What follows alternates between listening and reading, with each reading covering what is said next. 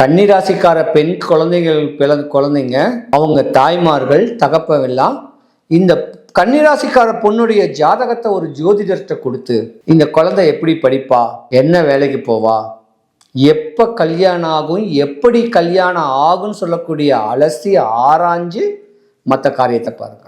திருமணம் சொல்லக்கூடிய சடங்குல மட்டும்தான் ஒரு புள்ளி இருக்கு, மற்றபடி பெரிய வரைக்கும் லட்சியவாதின்னு கூட சொல்லலாம். அப்ப கர்ம பலன் எப்படி இவங்களுக்கு அனுபவிக்கிறாங்க? கர்மாவை தான் முன்னோர் செஞ்ச சாபம், தன்னுடைய தாத்தா செஞ்ச சாபத்தை இவங்க 27 வயசு வரைக்கும் அனுபவிப்பாங்க.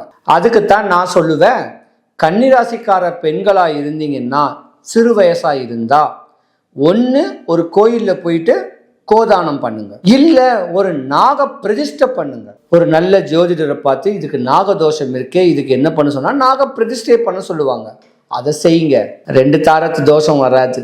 கல்யாணம் முடிச்சிட்டீங்கன்னா கூட மறுபடியும் ஒரு கல்யாணம் முடிச்சாலும் இன்னொரு தாரமும் அமையும், சேர்க்க சரி இருக்காது. இப்படி ஒருவேளை கல்யாணம் ஆயிருச்சுன்னா